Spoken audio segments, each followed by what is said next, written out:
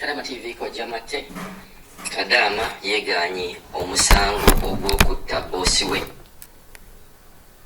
Omusango ogw'okutta boosi ono gwaliwo mu 2 omwezi ogwokutaano ennaku z'omwezi nga 3. Omusango ogwo gwazzeemu okuwulizibwa nga amawulire agasooka bw'oba osobodde okuddayo emabega n'ogenda mu Gulf News galaga nti Kadaama ono yatta boosi we nga amukubye ebiso 9 n'amutta. Ngenda kusooka enkunyumiza story eno nga bwe yali nkuddemu ng'akati weeri na kiki kye tusuubira na Kadaama kikyakyusizaamu.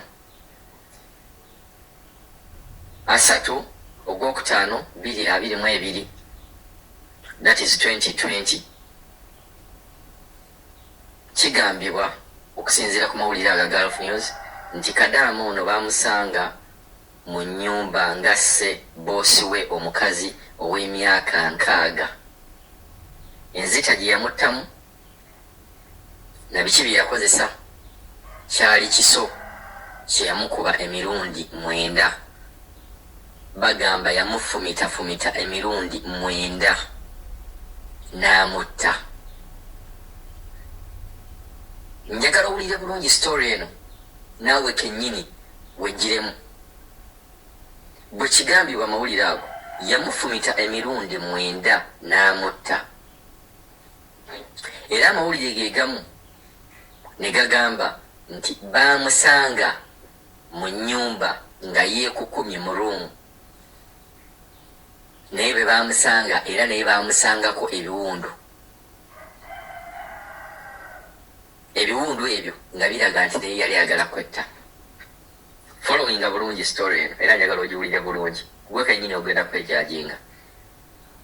Ng'akyagikomezaawo mu mwaka gwe gumu 2020 era mulimu Kadaama bwe bagamba nti nno yayokya boosi we ow'emyaka 8 era naye yali mukazi n'amutta namukadde n'amutta yagira mu nyumba.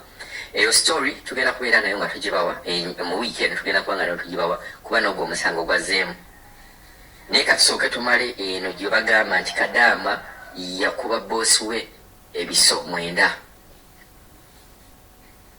Poliisi yajjawo Kadaama n'emutwala era ebbanga lino lyonna abadde akuumibwa mu kkomera nga bamugulako omusango gwa kutta muntu.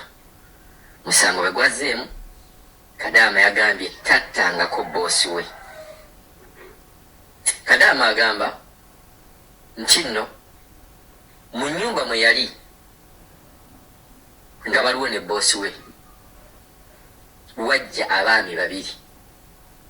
Abaami 2 abo ne batandika okuyomba ne boosi ye ng'awulira nga bo bayomba. Bwe baamala okuyomba naye ne bamukuba ebiso. Bwe baamala omukuba ebiso ekiso ekyo kyennyini baakirekawo ne bamusalako. Bwe baamala omusalako ne bamulekera ekyo ekiso. Abo bennyini be baakubira ne poliisi ne bagamba nti Kadaama tuwulidde nga boosi awogana asse. Poliisi okujja n'esanga Kadaama nga yeekukomya. Era Kadaama agamba nti bano abaami baamala okutta ne bamulekawo ne beefuula abagenze wabweru okukomawo mutta n'agenda ne yeesibira mu ruumu. Naye ng'ekintu kino kirabika kyonna yagamba kyali kipange. Ebibuuzo naye kansooke mbamalireyo Kadaama engeri gye yeewozezaako. Sooka omusango ogw'okutta boosi we ow'emyaka 6 mu mwezi ogwokutaano nga 3 yagwegaanye tamuttangako. Ekyokubiri basajja 2 be bajja ne bayomba ne madaamu. Bwe bamala okuyomba naye ne bamufumita madaamu n'afa. Ekyokusatu ebisaze bye bagamba bye baasanga Kadaama poliisi byasanga Kadaama nga yagala kwetta. Kadaama agamba bano bennyini abaami be baabimusala. Nnyumba bwe bamusanga yeekwese mu ruumu bagamba yali yeekwese ng'amanyi bagenda kukomawo neyeekweka mu ruumu eyo poliisi bwe yamusanga. Story mugiwulidde bulungi yeeneewozaako ya Kadaama. Bino bye bibuuzo byange. Nsooka ne neebuuza bamugamba Kadaama yatta boosi we n'amukuba ebiso 9 n'ayagala okwetta. Ne mujja ne mutugamba mu ruumu oba mu nnyumba baalimu abantu 2. Nsooka ne neebuuza mwamanya mutya? Kati tubudde ku Kadaama kye yeewozezzaako. Nze bino bibuuzo byange. Poliisi yajja etya okujja mu nnyumba n'emanya nti waliwo afudde? Yategeera etya? Kuba mwennyini mutugamba nti mwasanga omukyalo ono boosi nga bamukubye ebiso 9 nga yafudde dda. Mwakitegeera mutya nti omukyalo ono yali afudde? Mwakitegeera mutya nti eno ennyumba mulimu omulambo? Ekyo kibuuzo kyange ekisooka. Ekibuuzo ekyokubiri, mugamba mwasanga Kadaama ono nga yeekukumye nga yeekwese, nga yeesaze nga ayagala kwetta. Omuntu ayagala okwetta amanyi waasala. Era ebbanga lye mwasangira Kadaama ono singa yali ayagala kwetta imwalisanze nga yamaze dda okwesala nga n'omusaayi gukulukuse gwonna ne gumuvaamu. Naye mulaga nti yayinako obukwabule, yayinako obukwagulo ku mukono gwe ne ku bulago. Kati kitegeeza nti buno obukwabule ku mukono ne ku bulago, nze ku lwange ndowooza yesikafe yaliwo between Kadaama n'abaana abaami ki abalala 2. Nsooka ne mbuuza omuntu ono gwe mugamba mwasanga yeesaze ng'engeri gye yeesazeemu abadde ayagala kwetta, lwaki temwamusanga mu tayimu eyo mwajjira ng'omusango nga omusaayi gumuweddemu? Kibuuzo kyange ekyo kyebibuuzo kyange kyakubiri. Ekibuuzo ekyokusatu, Kadaama ono ebbanga lino lyonna lyeŋŋamba nti tewali yabayita, tewali yabagamba, wabula mwemugamba poliisi yajja ku siini n'esanga Kadaama oyo.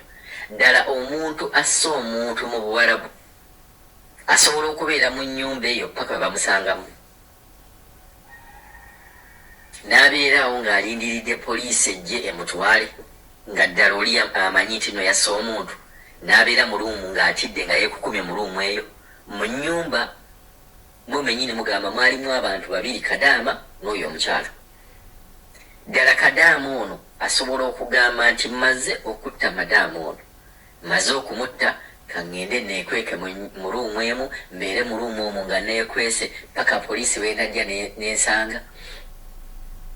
Nga tumanyi bulungi bakadaama badduka buddusi mu biyumba, n'agenda ng'ekyumba tekimutambulidde bulungi, n'adduka n'agenda n'agamba kino ekyumba sikyagadde. Just mbeera n'omuntu okugamba nti ayagala kukyusa kuva ku mitwalo 9 oba emitwalo 8, naaka ngende wabweru nkole egyo wabweru fune sente ezisingawo.